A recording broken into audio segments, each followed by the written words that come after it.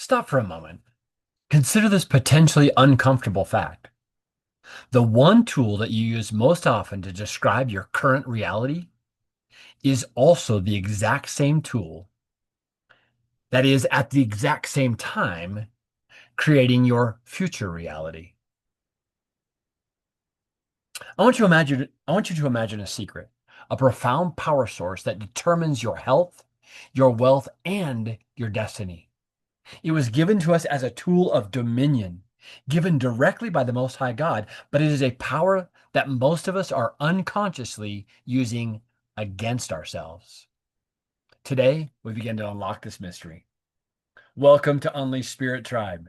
This is the third lesson in godly, functional magic, power that you can use that will make your lives better now. Are you ready? Let's talk about it. Did you know that you are a literal creator? Whether you want to be or not. You are a spiritual being housed in flesh, and you possess a creative power so profound and so absolute that every single culture on this planet has recognized it. Some have feared it, and many have built whole cultures of law and life around it. This power that I'm referring to is in your mouth. It is the power of the spoken word. Did I surprise you? Give me a minute and let me explain. We often think of our words as tools for communication, right? For sharing ideas, giving instructions, or expressing emotions. And certainly all of those are true. But I'm here today to tell you that the spoken word is not just a tool for communication. It is one of the ultimate tools for dominion. It is a huge key to modifying and creating and dominating your reality for good.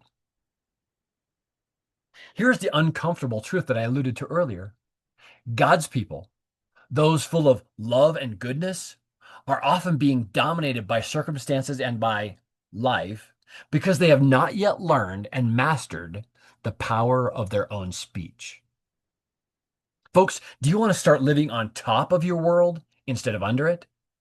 Then it is time for us to stop being victims of negative outcomes due to our own self-talk and start being the dominant co-creators of goodness that we were designed to be.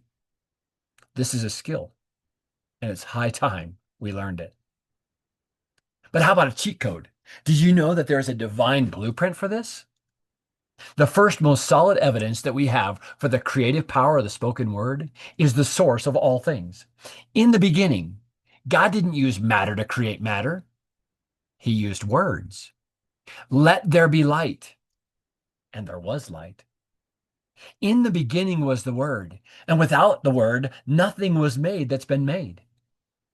So, using that as a baseline, we can establish that the original blueprint for our words is goodness and co-creation. The pattern is that the divine creates through declaration. When we, as his image bearers, speak, we are supposed to be operating with the same fundamental operating system as the creator of worlds. But for a word to become a world, three non-negotiable elements must be fused into the utterance. Let's call this the sacred formula for word magic. Here are the three amplifiers. One, the intent. At its core, this is the foundation. It is the sincere, deeply felt desire behind the words. If the intent is fractured, distracted, or malicious, the result will be distracted, fractured, and probably even destructive. As an example, you can't declare peace for yourself or anyone else with a heart full of unresolved resentment, anger, or malice and expect the declaration of peace to hold for you. Number two is the focus and the energy. Let's call this the fuel. This is the passion, the belief, or rather the knowing. It is the emotional vision and weight that you place on your words. The most powerful words are not just spoken, they are infused with heartfelt energy. Let me give you an example. Think of a person speaking a lifelong vow at the altar, or someone declaring forgiveness for someone who deeply wronged them. The intensity of these places the entire weight of their energy into that single utterance.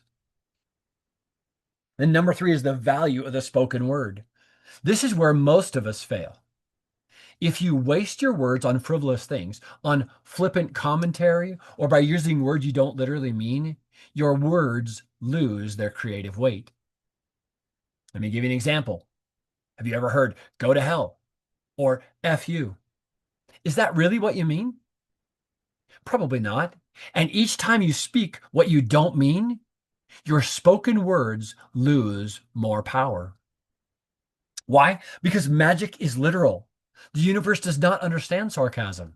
The creative force of the universe, the spiritual mechanics of consciousness, if you will, only hear the instructions. They hear what you're aligning with. So when you declare, "I am so tired of being broke," the literal mechanism does not hear your sarcasm or your frustration. It hears a command. "I am more tired. I am more broke." It is an unthinking machine that delivers exactly what what is told. Not what you want, but what you feel and what you say in your innermost self-talk. And my friends, thus far in this life, you have gotten exactly what you have put out in the multiverse with your tongue. So I would ask you, how's the fruit? Do you like it? If not, then perhaps it's time to learn this skill that the Most High intended as a tool for his people to dominate his creation for their own good. Well, do you want some biblical proofs of human dominion by spoken word? There's tons of them. The Bible is packed with examples of this literal declarative power in human hands. The first one I want to bring you to is Joshua. Joshua stood in battle and needed more time to defeat his enemies. He did not pray for the sun to stand still. He commanded the sun and the moon to halt. That's in Joshua chapter 10, verse 12. This was a human utterance that modified celestial mechanics. Then let's talk about Elijah and rain. Elijah declared to King Ahab, "As the Lord, the God of Israel lives, before whom I stand, there shall neither be rain nor dew these years except by my word." That's in 1 Kings chapter 17, verse 1. He wasn't asking. He was declaring. And in that condition, it lasted 3.5 years. My favorite, though, is Jesus and the fig tree. This is the clearest example in my mind of the literal rule of the spoken word. Jesus cursed the tree, saying, "May no one ever eat fruit from you again." That's in Mark chapter 11, verse 14. The next day, that modification was complete. The tree had withered from the roots. No physical action, just a literal negative declaration. Folks, this is a universal law. This magic is a universal law, and it works, and it will work for you. There is overwhelming global evidence everywhere you look. So, because if this power was exclusive to a few prophets in one land, we might discuss a unique folklore or something specific to that land. But this is the power of the creative word, a universal law of reality recognized by nearly every major group across history. The knowledge of the power of the spoken word is in the human DNA. God wrote it into our DNA. Across oceans and spanning all continents, we find the same conviction in all humans the world over. The human voice creates, heals, and binds, and it blesses and it curses. Let's talk about the Norse for a second. In the unforgiving Viking world, survival hinged on trust. They had no formal police or central banks. Their order was created by a single human utterance, the oath. When a Viking swore an oath, they weren't just making a promise. They were actively shaping their fate. They created a new reality of alliance, loyalty, and obligation. So breaking that oath, that is, transgression of the spoken word, invited not just social disgrace, but divine and cosmic retribution. The integrity of the word was the integrity of the person. The Cherokees had the 𝐬𝐿. For the Cherokee people, the true power of creation rests in thought. But they understood that thought is formless.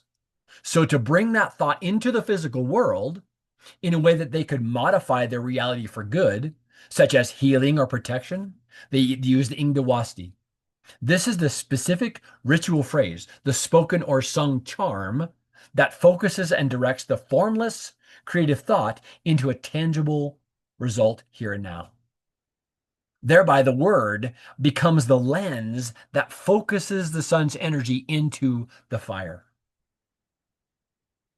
In Hawaiian, they have the mana. In Polynesian cultures, they recognized a spiritual power called the mana, which resides in everything. The human word, spoken in a specific cadence or chant, was the mechanism used to harness and direct that mana toward a desired outcome.